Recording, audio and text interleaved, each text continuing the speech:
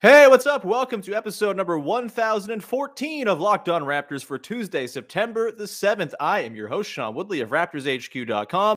And on today's show, it is Locked On Raptors tradition. As the host of Locked On Cavs, Chris Manning joins me for one of our biannual, I guess you could say, trips around the Eastern Conference, just kind of handicapping teams, vibing through the East, as Chris Manning might say. It's a lot of fun. These goes back to the days when the Raptors and Cavs were both the class of the Eastern Conference. They're not anymore, but still, Chris is a wonderful guy, and you're going to enjoy today's episode as we go through the Eastern Conference and try to pick where each team is going to finish coming into the year. That's coming up in just 1 second. You are Locked On Raptors, your daily Toronto Raptors podcast, part of the Locked On Podcast Network, your team every day.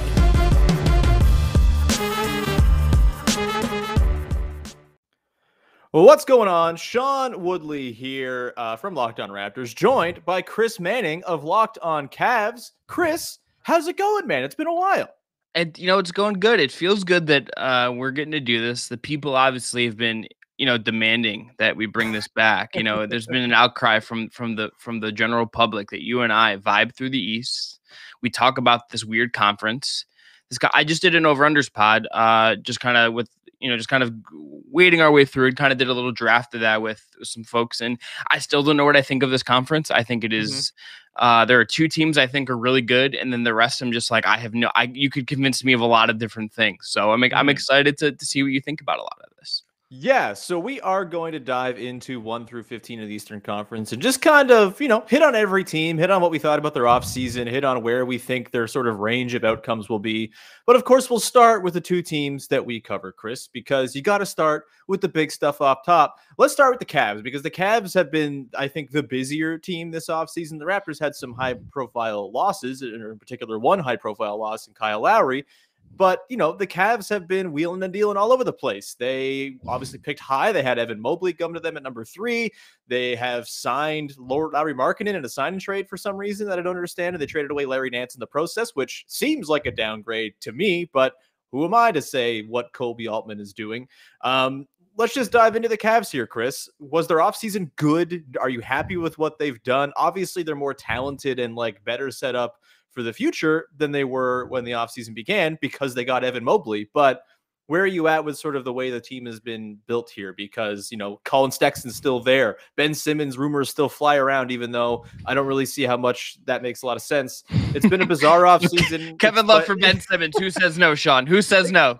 I mean, maybe the Cavs at this point. I don't know. It seems like nobody wants Ben Simmons, but no one wants Kevin Love either. I just don't know why the Cavs would want to break up the Lauri Markkanen and Kevin Love 3-4 combination. I mean, there's a real Andrea Bargnani playing the 3 potential. When you could potentially play Jared Allen, Lauri Markkanen, and Kevin Love, Taco Fall, and Dean Wade all together at the same time, you got to do it. Absolutely, you got to do it. I'm a little lower than I was at the end of last season at this point. I think they're going to miss Nance. I think as a guy who moved the ball well, a guy who defends really well, is versatile. Obviously, some health concerns that he's had, I think, throughout his career that kind of limit sort of his effectiveness. But I think Markkanen's a better shooter, and I think that's you can talk yourself into that making sense. I liked the Rubio trade, just 'cause I think they needed that kind of veteran guy to kind of be a good backup point guard. I think Mobley's just going to take some time. I just think he's really skinny. This team, the infrastructure is not there to kind of let him just sort of get into a clean role and then expand out of it organically. He's going to get a lot thrown at him, I think. And I'm curious to see how he handles it. Maybe he exceeds expectations, but this is going to be a really young team. If we're placing them sort of in tiers, I thought maybe at the end of last year, I thought, okay, if they get some growth, if they kind of can make a couple of meaningful acquisitions and keep the core of this roster intact, maybe this is a team that can kind of make a run at a play-in spot next year, right? That's, I think, the leveling up you're hoping for. And I'm a little less optimistic now that is realistic. I just don't know if the talent is there for that this year, unless Darius Garland takes a massive leap. If Mobley is just incredible from day one, there are things that could propel you there. Mm-hmm. But I think this is a really young team that has good players that is still a year away, and especially with teams like Chicago really trying to improve. Boston, you have teams in that 7 to 10 range that I think all are on paper should be better, and 2 teams that were outside of that top 10 in Chicago and Toronto that I think on paper are definitely better than the Cavs. Sure. So I think it's an uphill battle for them. If I'm putting them in a tier, I think they're in that bottom three, but I would place them where they finished last year, 13th, but in that bottom three tier of Orlando and Detroit. And if injuries happen, if everything goes sideways for whatever reason, like this could be a really, really, really bad team again. Yeah, I mean, the thing with the Cavs is that it's a lot better than it used to be. I remember a couple years ago, I think during the 2019-20 season, watching a Raptors-Cavs New Year's Eve game and thinking, this Cavs team is one of the worst basketball teams I've ever seen. Like, they just have no idea what they're doing at any point. That Raptors team was just, like, full of dad energy, and they were just absolutely pasting the Cavs whenever they played during that kind of stretch. They're better than that now, and I'm excited to see what Mobley's going to do. I think Okoro kind of got slept on as a really good rookie last season. I'm excited for what he can do potentially down the line as well. The Sexton thing is kind of this weird like elephant in the room that I'm not sure how to really reckon with, but like if he is scoring 20-something points for you on reasonable efficiency, that's not a bad guy to have on your team, even if they've kind of telegraphed that maybe they don't want him around anymore. Well, I think that was a little bit of CAA being like, we want to get our guy paid, and I think you've seen some of that I think they've seen like what like happened with Dennis Schroeder, where it's like the market can just fall out of the bottom on you, and that is a really tricky thing. So yeah. Well, either way, I think I'm with you. I think the Cavs I would put in that sort of bottom tier. I think Orlando, Detroit, those are two very different bad teams. I'm going to enjoy watching Detroit this season. I can't say the same for Orlando. I think the Cavs will be kind of somewhere in the middle, and Mobley is probably going to be worth the price of admission alone. So maybe that's enough to kind of keep people happy and satiated in Cleveland. As far as the Raptors go, I mean, fire your question for me about the Raptors. Because, I've been talking about this team in all different ways, and I feel like maybe I've kind of gotten stuck in my ways of the way I've looked at them. So I'm excited for an outside perspective. Grill me on the Raptors, Chris. So this is what I took. I felt very bad for them last year just because, I think spending a year in Tampa during COVID sounds awful. Yeah, it sucked. Like Florida, hot take, not a place I'd want to be right now. Not a place I'd want to have to live where part of my job is not getting the coronavirus pre the vaccine rollout and everything, right? Like that is just an incredibly tricky place to be when your lives are already limited. I didn't seem like they were ever comfortable or happy, right? So I'm guessing I want to ask you how much of last year for Toronto was a natural step back with Lowry getting a little older, you kind of in a transition year of some sort. And then obviously that is now gone where, Kyle is on the Heat now. You bring in Scotty Barnes, your Dragic is in there, some slight roster changes, but the core of, aside from Lowry, is still sort of there. Nick Nurse is still there. So how much of last year's struggles are, hey, weird year, just we got kind of hit by this bizarre year, and we'll be able to bounce back in some way this year? And how much is it just this is the Raptors are in the middle of kind of progressing into whatever is next? Yeah, it's weird because it is definitely a transitional type season coming up. You lose Kyle Lowry, you draft Scotty Barnes 4th overall. There's going to be, I think, a bit of a heightened, focus put on player development and kind of playing the long game here. But I also think they can be really good in the process, and they've kind of mastered this over the last decade or so of both developing and competing at the same time. And it's not easy to do, but they kind of have the established core and the sort of shadow core in place to kind of do that right now. It's weird because I think during last season, most Raptors fans kind of agreed, this is clearly a fake season. This is stupid. They've gone 1-13 in March because their 3 best players missed the entire month with COVID, and they're, they don't have any center play. They lose Gasol and Ibaka for a, I think, thought out gamble at the potential of maybe landing Giannis in the summer of 2021. Even though it didn't happen, I still think you line up yourself to be in position to strike if that can happen. And I think it was a gamble worth making, but that clearly obviously hurt them when it came to center depth. They went from 48 minutes of good center play to 4 minutes of good center play. And those were the minutes when OG Anunoby slid down and played the 5. It was brutal.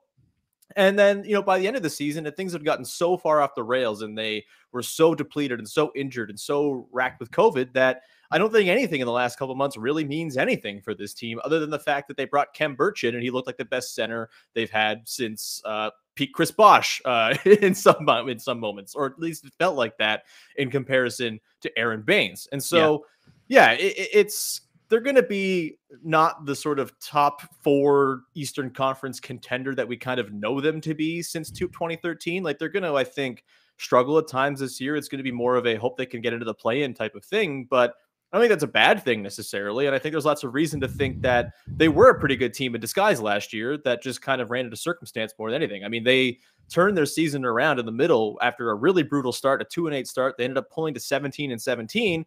And that was the time where they were playing small ball and they were really leaning into, okay, we have all these like weird sort of gangly forwards and we have lots of good guard play. Let's just lean into it and play small. And they did, and they won a ton of games. And then COVID hit their team after they had beaten the Sixers and the Bucks twice over the course of a week.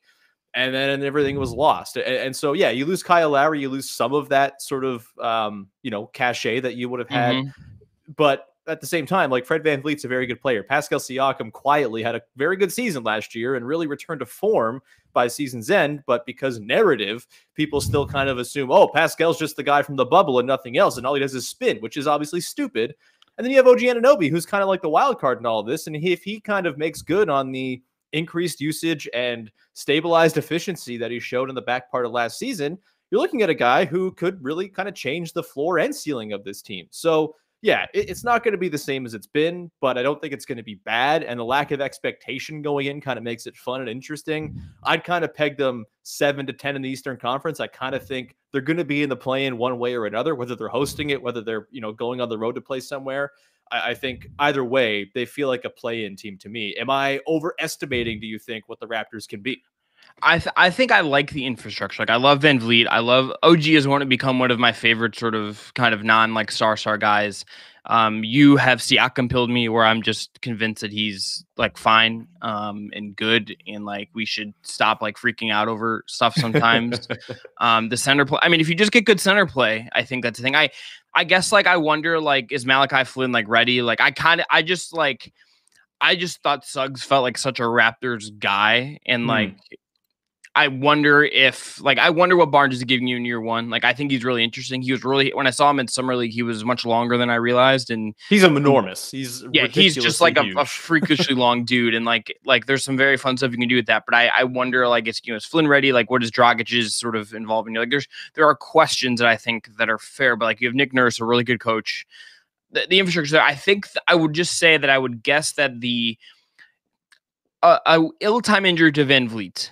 Center play not coming together, like OG regressing in some way. Like if there are things that don't break, I think the margin for error for them to like not be a playing team, it feels there to me, right? Like this is just a franchise that I think is very well run. Probably the most impactful thing they did this summer is like get Masai to stick around. Like that's probably the biggest thing that they did in terms of keeping that infrastructure in place. But it's like look at all these other teams except for Washington. Like in that, 7-10 range. So Boston, Washington, Indiana, Charlotte. You're betting on like year 2 of LaMelo, like and some upside there. Like there's some riskiness there, but there's a lot of upside there. Indiana brings a Rick Carlisle, like has a very good stable of talent as well. Washington has Beal at the very least, and we'll see if some of the changes they've made at coaching and bringing in Dinwiddie and things sort of help them. Boston, obviously, new coach, change up the roster a little bit. We'll see if they can kind of and not Jason Tatum also had COVID and was like a 22-year-old man, like ravaged by it. So like problem for them. Yeah. Boston at 11, like spent a bunch of money in hopes of just like being better and getting Lonzo and DeMar and obviously traded for Vooch last year. So like, I think the margin for error is not, it's thin, I think, for these teams. And like, it's the same reason why I think the Cavs are a little bit lower and like why they're playing odds are kind of unlikely because I think that 7 to 11 range, 7 to 12 range is not, particularly like none of these teams are going to win the title, but they're all solid in their own ways. And a lot of them have made it a real attempt at leveling up in a way that I think Cleveland and Toronto in different ways really haven't in this offseason. Yeah, that's a good point. And I think we should maybe pivot our attention to that sort of 7 through 15-ish range, because that's where both of our teams figure to fall in the Eastern Conference. We'll get to those teams in just 1 second here, Chris. But first, we should tell the people about SweatBlock. I don't know about you, Chris, but I sweat a lot, dude. It's bad. Yeah. It's a problem. It's messy. And I have to choose my shirts based on that very fact. And it's annoying as hell. But either way, don't worry about it, because SweatBlock is here with their antiperspirant wipes. They have a dry shirt guarantee. If SweatBlock doesn't keep you dry, you get your money back. And this is the answer for people who sweat excessively. It is stronger and more effective than most clinical antiperspirants. You simply apply SweatBlock at night before bedtime, go to bed. The next morning, you wake up, wash, and go about your day without worrying about sweat. Guaranteed. I know this is going to sound too good to be true, but I am literally a SweatBlock customer now, and I have rave reviews. It's working wonderfully. I can wear all of my shirts in public now. It's fantastic. All of my shirts are so happy. They get to see the light of day and not just be inside my dingy little apartment. Although this isn't that dingy. I guess the natural light in here is kind of don't right. Don't undersell yourself. It's a given nice apartment, Sean. Nice. Well, thank you so much, Chris. It's very appreciated, and SweatBlock is appreciated by me as well. No more pitting out, no more picking your shirts based on which one will hide sweat better. If you or someone you love deals with excessive sweating like I do, I don't know if we ask Chris. Chris, do you sweat excessively? Oh, absolutely. Like SweatBlock is a game changer. Their stick deodorant also a game changer. When we got that little hose pack, wonderful stuff from our friends at SweatBlock. Absolutely. And you have to check them out too. Just get it today for 20% off at sweatblock.com with the promo code LOCKEDON or at Amazon and CVS. Gotta also tell you about our friends at Stat Hero. And look, did you know 85% of people play daily fantasy sports lose? I am among that number. I lose all the time. Me too. Yep, I'm terrible. I'm the George Kittle in terms of 85 of losing in DFS. And is that really surprising? The game is rigged against you. You're playing against thousands of other lineups, not to mention experts who have more tools and more time. You don't stand a chance. So that's why introducing Stat Hero. It's the first ever daily fantasy sportsbook that puts the player in control and winning in with reach. Here's how it works. Stat Hero shows you their lineups and dares you to beat them. It's you versus the house in a head-to-head fantasy matchup. It's you name the stakes. It is winner take all. It's like the game 7 of DFS here, and you have the advantage. Stat Hero is showing you their lineups ahead of time. No one else does that. You're in control. Stat Hero is DFS the way it was meant to be, one-on-one. So play Stat Hero now and change the odds. Sean, I mean, DFS, really hard. Stat Hero is a better way to do it. Yeah, instead of going against a bunch of bots, you are up against just the one person, one site, one sentient being that's picked a lineup, and you just have to beat it. It seems pretty good to me. It's like tossing a coin. That's good odds, right? 50-50. I would take those odds any day at a casino or in some sort of betting fashion. Yes. Go to stathero.com/lockedon and sign up for free. And right now, you can get 3 times back on your first play. They're giving you a 300% match. That is unheard of. So go to stathero.com/lockedon, stathero.com/lockedon. All right, Chris, let's continue on here, shall we? And run through 7 through 15 or ish. You know, we won't have to spend all this time on all these teams. We've kind of already talked about Detroit and Orlando. They're probably going to be 14, 15. Yeah, very rebuilding ass teams. Like, do you have any sort of thoughts, quick stray ideas on them? I like on the over under pod I like hammered the under in both of those teams. I think they're both going to be really bad, and I think Orlando might be the worst team in the league. Yeah, they're just like. I'm glad that they've leaned into rebuilding for sure. It's long overdue, like 5 years overdue probably, but it's just still like a mismatch of forwards who can only play defense and guards who were unsure if they can shoot. And it's just young teams lose a lot of games, and this is about as young as a team gets. So yeah, I don't have terribly high hopes for the Magic. I think the reason I'm a little higher on the Pistons is that at least their like lineup constructions make sense. Like you can envision like a Cade, Killian Hayes, Sadiq Bey, Jeremy Grant, beef stew lineup that makes a lot of sense and like is actually maybe like a positive on the floor. It's where the rest of the roster comes in that's probably going to be an issue. But also is Killian Hayes good? There is nice. Is Killian Hayes good? I don't know if he's good. We don't know. Yeah, I don't like Cade. I think is going to be great. I loved Isaiah Stewart when I watched him last year. Jeremy Grant had a great year last year. Sadiq Bey obviously was pretty impressive. Killian Hayes is just like a massive question mark for me. Yeah. I wouldn't be shocked if they finished ahead of the Cavs, to be honest with you. If Cade is just like phenomenal and the Cavs just like kind of don't gel and like have some Cavs-y kind of chaos to them, and like if, let's say like JB Bickerstaff gets fired and the vibes just tank and like that feels like a Cavs thing, and like Dwayne Casey I feel like is a very steady ship in what's going on in Detroit right now. Dwayne Casey, good coach. You will hear no other sentiment about Dwayne Casey than that from me. Playoff series against the Cavs, notwithstanding, it's LeBron's fault. It's not Dwayne Casey's fault, right? Yeah, I don't know. I don't know what you do there, man. It's just like what are you supposed to do? Yeah, I mean, not having CJ Miles guard Kevin Love in the post was maybe job number one, but we don't need to denigrate Dwayne Casey. He's wonderful. He's going to do a really good job with that young Pistons team, and I think the structure they have is quite Cavs nice. Legend CJ Miles, sir. You put some respect on that name. So we're kind of, I think, in agreement that at 13, we'll probably see the Cavs there. And then I think like 12 through 7, I said the Raptors' range of outcomes was 7 through 10. It's probably 7 through 12 more realistically. Mm-hmm. And the teams in that range are many. There's the Hornets, there's the Bulls, there's the Wizards, there's the Raptors, there's the Pacers. I guess you could throw in like maybe the Celtics as well. The Knicks still exist too. I keep forgetting about the Knicks existing and not being an embarrassing garbage show. Although I kind of think maybe we start with them. I think we could see a bit of a drop back to earth for the Knicks a little bit this season. Like last year was nice, was wonderful. Julius Randle was a wonderful story. I am not entirely in love with what they did with their offseason, like Evan Fournier, okay. And I kind of feel like as much as everybody loves Tibbs and as much as, people are so in on Tibbs in year one, maybe that messaging gets a little bit sort of dullened over the course of time. And also I think like so many teams were bizarrely afflicted by COVID last season. The Knicks kind of got by scot-free, and it felt like their really impressive 5 seed or 4 seed, whatever they ended up being, was kind of built off of the misfortune of other teams more than of the Knicks being really great. My whole thing with the Knicks last season was I thought they were more effectively annoying than actually good. And I'm not sure if that holds up when the playing field's a little bit more even, or there are fewer teams that are kind of dealing with COVID stuff all season long. Am I too low on everybody's favorite team, the New York Knicks, Chris? So I think there's a case that they'll be fine just because like Fournier is upgrading over like some kind of guard play, right? Like it's not like they were getting like robust guard play from like Reggie Bullock, who I like, but like I think Fournier is an upgrade, at least in the regular season. I like Kemba Walker. We don't know exactly what you're getting there, but like he should be better than Elfrid Payton, who's like not good. You know what I mean? Like sure. I think there are things about their roster that like I can see it where they're like stable-ish from last year. I don't think this is like a championship team. And like if Miami is better in the regular season, if Boston, who I guess of these like teams, I kind of am gonna make just because I think the Jays are both really good. And if Udoka hits as a coach, like I think there could be like a leap there from Boston just because they have those two really, really good wing players, and we'll see what kind of happens at the point guard spot and everything. But like I just think there's some upside on that team, and like maybe New York is still like sliding a little bit, but like I also just think they like even if the long-term roster building is a little wonky because like you paid Fournier a bunch of money, like I can see like just improvement at those positions manifesting themselves in a certain way. And like sometimes like I think with the coaching thing, it's like Tibbs could wear himself out in like 3-4 years with this team, but like it seemed like it resonated last year.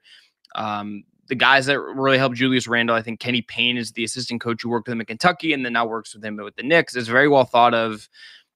Like that, like the infrastructure still feels there to me. And it doesn't feel like I don't feel like they're as prime for a step back. I think the team in this range that I feel like the most conflicted about is probably just Washington, because like, I don't know what you're getting out of Spencer Dinwiddie post ACL, post a year off. What is Wes Unseld Jr. like as a coach? Like, I think like, again, like another offensive minded assistant that should like modernize what Scott Brooks was doing. But like, what does that look like? I think all these teams have questions, but I tend to think that the Knicks sort of might be okay. I kind of think it's interesting that like we didn't lump Atlanta in with this like a mass in the middle. Yeah, I just think Atlanta's really good. And I was a skeptic last year, but like seeing them in the playoffs and just how many good players they have, it's just like endless good players at all times. And they were missing a few of said good players in the playoffs last season for various times. DeAndre Hunter, Bogdan missed some time.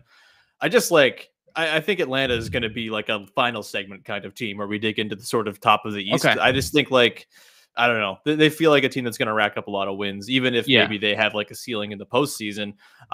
Back to my Knicks point just for a sec. I think as much as I like Walker and Fournier as quote unquote upgrades for the team, those two guys do not at all fit like Tom Thibodeau's play defense like maniacs type of scheme. And that's where I have a little bit of concern that maybe they kind of, in the interest of upgrading talent, lose the identity that got them to where they got last year. And that's why I'm a little bit concerned. I just, and maybe I need another year to believe that Julius Randle is an all NBA player, I guess. I'm just a skeptic. And I think years and years of the Knicks, like, toying with being good and then becoming an embarrassment in short order, that's kind of, maybe poisoned my brain here a little bit. Let me ask you this, Chris. So we've kind of lumped all these teams 7 through 12 into a group. We don't have to go into detail on all these teams because we don't have time for that. But if you had to pick right now, assuming 13, 14, 15 in some orders, Detroit, Orlando, Cleveland, if you had to pick right now the two teams that miss out on the play-in from this mass of teams,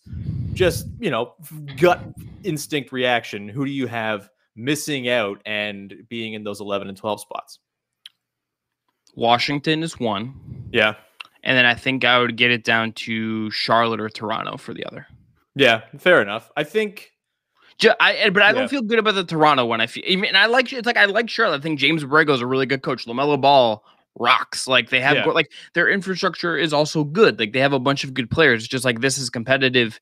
I guess Indiana is also another risky one because if Brogdon gets hurt, if LeVert who has injury concerns in the past gets hurt, if Carlisle just doesn't mesh with this group right away, that's a concern. Mm-hmm. I feel like the one I feel the most sure about as a cop-out answer is just Washington as far as them missing, because I think Chicago definitely should be better. And I don't know if I think I think all these teams have a case to be better in some ways. Washington, I don't know what their case to be necessarily better is, aside from improvement in certain spots and stuff.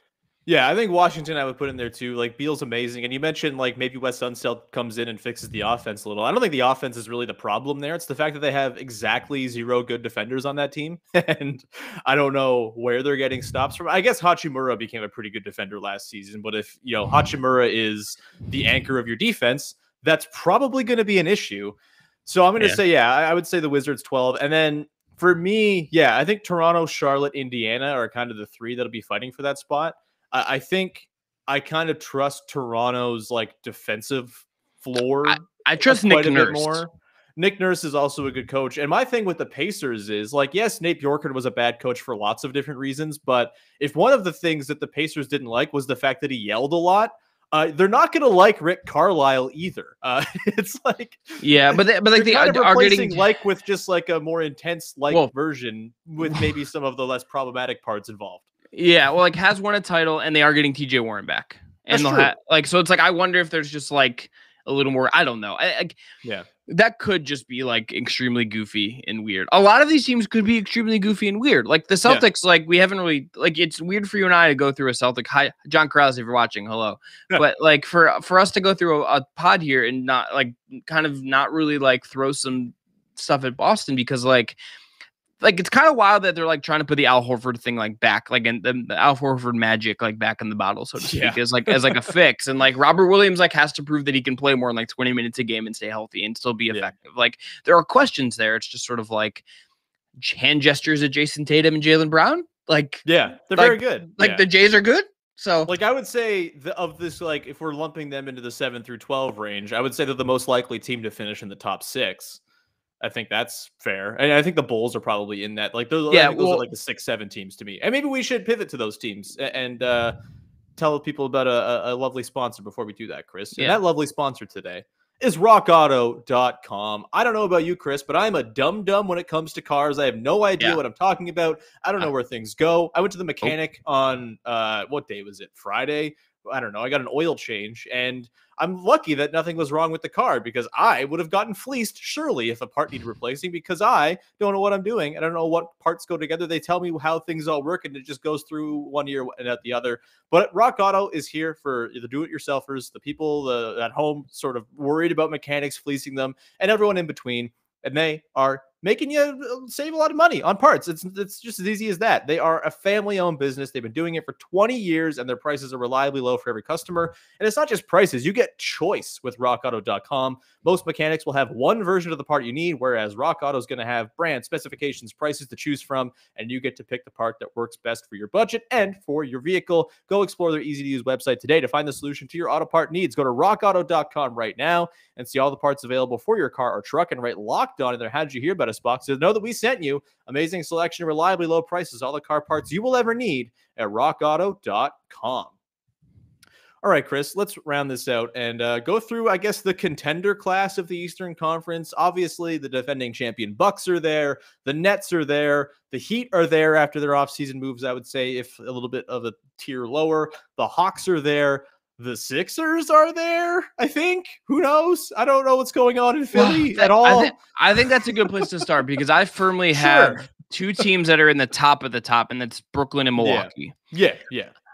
Just because of like the Ben Simmons stuff, like, and what I don't know like what that even looks like is like how to sort of suss it out. I only have two teams in that very, very top tier. Mm-hmm. And I think Brooklyn like should overwhelmingly be the favorite to win the NBA title this year. Yeah, they're insane. They should easily walk. If they don't, it's kind of an embarrassment. Yeah, it's ridiculous like how much talent that team has, assuming they're healthy and everything. And Milwaukee won the title, and like I'm like Giannis rocks, and like I love Drew and I love Middleton, and that team's really good. So I don't like have like much to say about those two other than like I think they're the best two. Mm-hmm. So like Philly won the conference last year. They had the best record in the East. Embiid is amazing. Yep.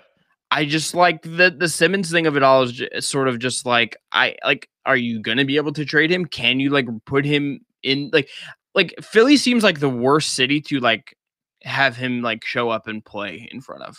Yeah. As this is going on. You know what I mean? Like that doesn't seem like good for anybody. Like the whatever is going on there, even though like I think Doc's a good coach, like I like a lot of the guys they have, like Seth Curry obviously was very good for them last year.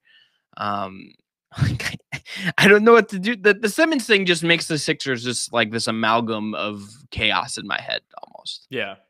I mean, I could totally envision the image now, like game one of the season, Simmons comes out of the tunnel and they're throwing wet sandwiches at him. You know, whatever they sell in Philly, whatever greasy nonsense sandwiches they have. Cheesesteaks are garbage. Anyway, wow.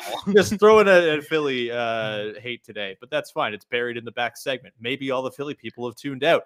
But yeah, it's like even if Simmons comes back, I think Embiid gives you like a high enough floor that you're going to be in the sort of home court advantage conversation anyway. Like he's that good and they have enough other guys on that team.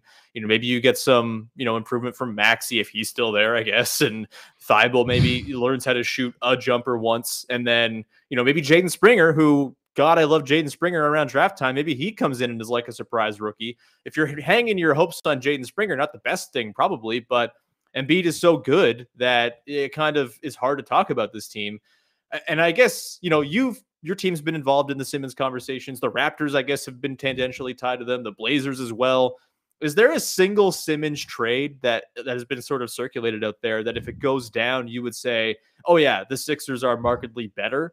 Because I think there's probably a couple out there, but it's hard to find them. And you, of course, need both teams to say yes to them, which is obviously the big stumbling block here because the Sixers are asking for a ridiculous ransom for their extremely depreciated player. Well, and like their window is like right now. You have Joel Embiid now. Like you need to go now. I don't think the Cavs offer makes them better. No. If Indiana were to do like Brogdon as like a centerpiece, I think that would probably make them better just because like you'd get that ball creation stuff. And then you'd have Simmons, Sabonis, and Turner playing together in a front court that would drive everybody insane. Look, Caitlin Cooper would get to write about it, and we get to hear Tony's talk about it, and that's like enough. That's just I profit. They suffer, I profit. What's the Toronto offer? There is no Toronto offer. It doesn't make any sense. There's not a Toronto offer. Like this is, we talked about this on last week's podcast. You can go back like they would want Van Vliet, and like why the hell would Toronto give up Van Vliet? Yeah, the Raptors are not trading Fred Van Vliet in the year where they've just lost Kyle Lowry as well. This is a team that cares about culture. They care about passing the baton and all this stuff. Trading Van Vliet for Ben Simmons, who's just going to create more headaches, is by no means the move. They're not that committed to Vision 6'9" to go and trade away their new guy who has the keys to the franchise for a guy that they're not sure if they can give the keys to. It's not like the Kawhi thing where it's like, okay, like, we're going for a title. Like the Ben Simmons acquisition doesn't like take you to like a title window right there. I guess like it's just like just trade him for McCollum at this point, and then like I think that or Brogdon would probably make them a little better, at least function a little bit better. I guess like if the Kings were willing to like do some of the stuff they were like one of those I guess like it would have to be you would think it would probably be Halliburton and like Hield. I think that would probably make them better too, just because the shooting is always necessary around Embiid and stuff. So sure, but it's like those 3 ones. Like if the Cavs offer is like Sexton, I guess you're dumping Love's contract somewhere, and like because you got to make the money work. Like I don't like, I think Sexton's good. I don't think he's like the DNA of player you kind of need around Embiid as like a shooter creator type. Like, I think it's Brogdon more is like the archetype, and then McCollum and Halliburton and Hield. Yeah. Well, you don't like the Colin Sexton, Andre Drummond tandem, Chris? You're not a fan? You don't think that can help spearhead the Sixers run to a title? HR is HR here? Can I like call HR and bring them in here to mediate? Because forgot Andre Drummond was on the Sixers, and that makes me infinitely lower in the East because he's not that good. Yeah. So would you have Milwaukee Atlanta or Miami? Ooh, good question. I would say I would have Atlanta. I think I'd have Atlanta 3 in terms of Eastern Conference regular season standings. Okay. I think my sort of standings would go Nets, Bucks, then Atlanta, because I just think they have a lot of good players and will just win a lot of games. And like the run they went on after they hired McMillan last season was pretty impressive, and would have translated into like a 50-something plus win team. Mm-hmm. I think 4, I guess I'll put the Sixers for now, which is like a big stupid question mark. And then the Heat probably 5.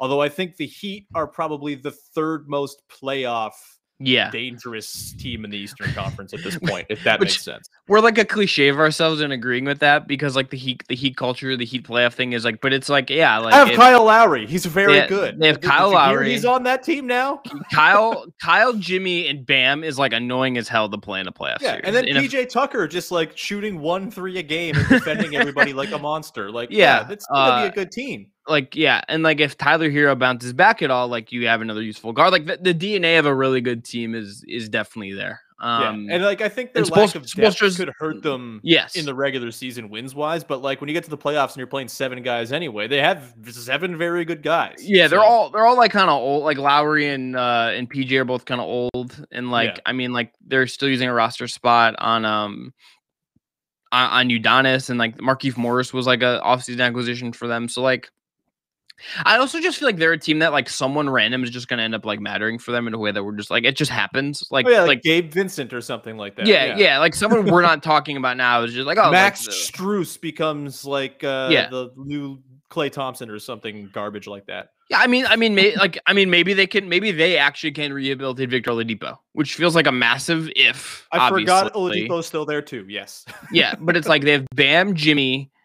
Like if you're looking like a playoff rotation, it's Lowry, Bam, Jimmy, Oladipo, you would think, Duncan Robinson, PJ Tucker, Tyler Hero, and then like, you know, you have Dwayne Dedmon is like a backup center, and Markieff Morris is around. Like you have like the Haslam comes in for punches. Yeah, why not? You have like 7 guys that are like proven dudes, and like if Oladipo is like healthy or like 80% of healthy or whatever he can be at this point, like there's a clear role for him to just be like rad and then being really annoying to play. And like that's and like again, Spoelstra, I think Spoelstra's probably the best coach in the league and like has been for a while. Good. He's very good. And like they're gonna be annoying as hell to play.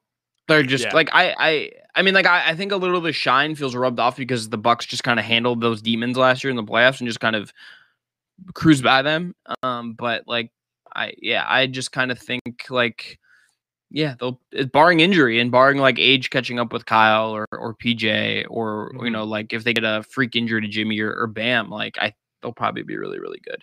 But I tend to think never you're right. Lost like, to the Bucks in the playoffs is Kyle Lowry. He usually torments them hilariously, actually. Yeah. Kyle Lowry, very good. But I agree with you. I think I agree with you on that order too. I think I go Brooklyn, then Milwaukee, then Atlanta, and then like slide the Sixers in a 4 just because of the weirdness around that team right now. And then the Heat after that. And then we have 2 teams to talk about here, and then we'll get the hell out of here. The Bulls and the Celtics. We kind of lumped the Celtics into the 7 through 12. Didn't really lump the Bulls in there. Maybe that's by mistake. Maybe 6 through 12 is more the more accurate sort of clumping that we should be doing here. Where are you at on the Bulls, man? Because I am like super excited about this team. They're going to be dumb and weird and never defend. And I think they're going to win a ton of regular season games and flame out hilariously in the postseason. And I just can't wait to watch it. I love this weirdo team that has just like said, you know what? we've been so bad for so long. We just want to be something respectable. And they've Mhm. gotten a whole lot of respectable players in the door, which is very nice and kind of refreshing, considering a lot of like the way people think about basketball is must win titles or season is failure. I kind of like that the Bulls are going for, how about we just like put out a good basketball team for the first time in a half decade? And I think they're going to do that. Where are you at, Bulls, Celtics? Do you have one higher than the other? Are they kind of in the same tier for you? What's your sort of read on those two teams before we wrap up here? I'm going to go Boston ahead of them just Okay. because I think Tatum is the best player in either team.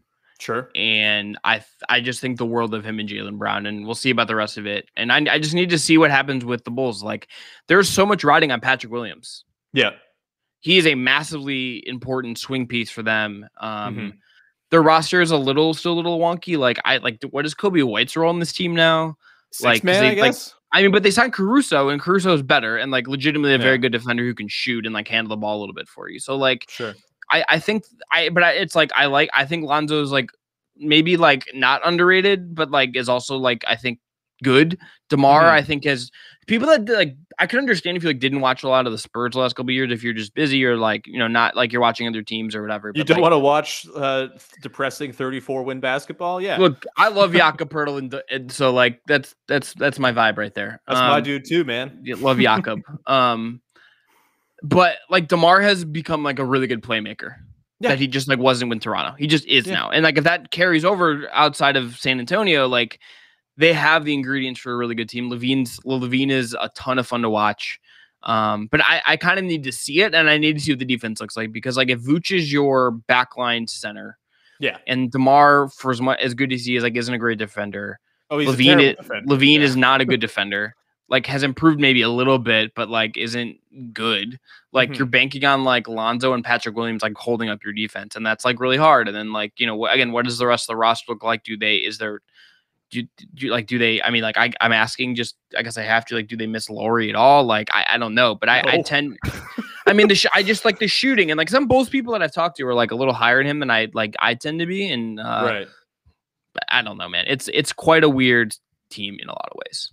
Yeah, I mean, Vooch is just like a more comprehensive and better version of like a stretch five, right? Because he does other things on top of shooting threes well. So I don't think they're going to miss marketing at all. I think I would put the Bulls ahead of the Celtics in the regular season, just because I think they'll pick up a lot of wins because they have, a really high offensive ceiling. They might be like a top 5 offense in the league. I don't think that's crazy. And I think the Celtics are probably more of a playoff ready team, honestly. Like they have the two J's. After that, like, I don't know if Dennis Schroeder is your vehicle to winning 55 games or anything I forgot like about him. Yeah. So I would say, I don't think the Celtics are going to be like the lost cause they were last year. I think they're probably a pretty dangerous playoff team. And honestly, I could see both of these teams finishing ahead of Miami in the regular season and then Miami like winning a play-in game and just kind of going on a run of terror. But, but there has to, I think there's got to be incentive for all these teams to not be 7 or 8 or in the play-in because you don't want to play Milwaukee or Brooklyn around 1. You want Philly. You want Philly. You want like Atlanta. Like those teams are good, but like you do not at all want to play Brooklyn or Milwaukee in round 1. I don't think. I think you're avoiding those spots. Like there are teams like the Cavs would throw a ticker tape parade if they could make the play-in and get slaughtered by the Bucks in round 1. Us, Daddy. Yeah. Grant Gilbert is commissioning art statues, but like NFTs, baby. But the other teams are going to be like. No, like Miami has like no, like you should like unless like there's a Giannis like knee sprain that he actually keeps him out. Like there's no reason to like if James Harden just clubs for months and just doesn't look like James Harden or he gets hurt or something like then maybe or like Kyrie just get like whatever like maybe there's a little hole in the you can put yourself through, but like I can't imagine and like you should be actively trying to be the 6th seed at all costs. I think if you're these teams. Because you're going to lose in round 1 otherwise. Yeah, absolutely. It's a good point. It feels like a good point to leave the show off on, Chris. That was our traditional run through the Eastern Conference. Lovely to do this again, buddy, even though the Raptors and Cavs are not where they were in the standings when we started this annual or biannual tradition. It's lovely to continue it on. Where can people check out all of your wonderful work? Locked On Cavs, Forbes, folks over at Dime, where like I'm sure your Raptors readers already are reading Katie Heindall's amazing work. It's just like a pleasure to be her teammate over there. bunch of other places. I have a Substack because I'm trying not to use the dumb website that is twitter.com. So if you want to follow my work, it's a good place to do it instead of going and following me on Twitter. Excellent. Sorry for putting your handle on the graphic. That is the background for the show. No, man. Look, gotta use the brain. Yeah, follow me, and then give me that boost so I can get like a homage influencer deal or something. There you go. Yeah, that's gonna do it. You can find me, of course, at Woodley Sean. In the next couple weeks, my annual tradition of ranking every Raptor is going to be back over at Raptors HQ. Probably next week we're looking at that, so that's very exciting stuff. And you can follow me on Twitter at Woodley Sean. You can see it on the page there. Subscribe to the YouTube page for both Locked On Raptors and Locked On Cavs. It's much appreciated. The subscribers are fantastic. We're near 600 on Locked On Raptors, so thank you so much to those who have smashed the subscribe button as we continue to push towards 1,000. That will do it, though. We'll talk to you again with another episode of Locked On Raptors or Locked On Cavs, depending on which feed you're listening to it on, in a day or two. I don't know when you're going next. I'm going on Wednesday. I'm not sure about you, Chris. I won't speak for you, but I'm sure it'll be wonderful. Thanks so much for tuning in. Talk to you soon. Bye-bye.